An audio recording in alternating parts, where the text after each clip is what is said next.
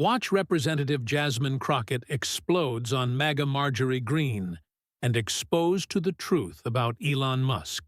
I now recognize myself for 5 minutes of questions. I'd like to thank our witnesses today for your testimonies and the suggestions that you have brought before this committee. I'd also like to thank Chairman Comer for this opportunity to chair the Historic Oversight Subcommittee on DOGE. Americans are shocked to learn that $2.7 trillion of their hard-earned tax dollars have been stolen or wasted in improper payments since 2003. You see, in the private sector, companies can't continue to run if they keep employees that allow waste and abuse with their resources. But that has continued for decades here in the federal government.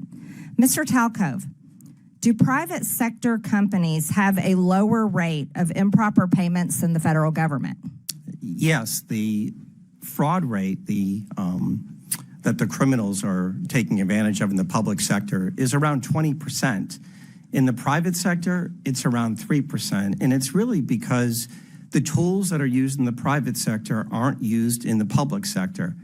Front-end identity verification, self-certification, and then finally making sure that individuals are who they say they are.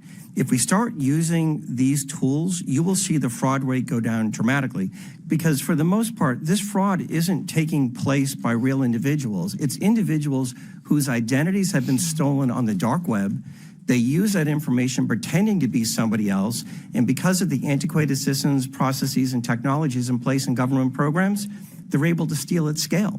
Right. So, Mr. Talcove, we would say that private companies that pretty much have to exist on a 20% profit rate, they are not allowed. They can't continue to be successful if they were to allow their customers' data to be stolen like that and used by criminals. However, the federal government, who can continue printing checks and continue in operation, never fixes its problems because it can't be forced to go out of business. Would you agree with that? Yes or no? Yes. One of the things I noticed during COVID was the criminals learned that government was the mark because it never runs out of money.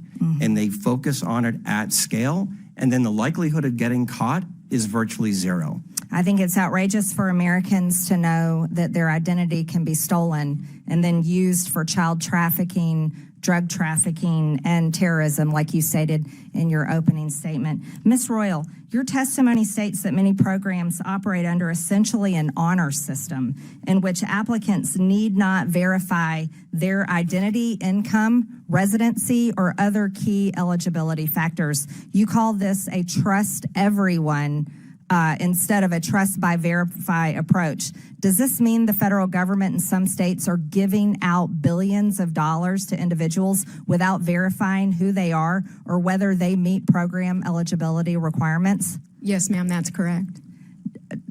That's outrageous. Do states have enough incentive to prevent fraud and to recover improper payments?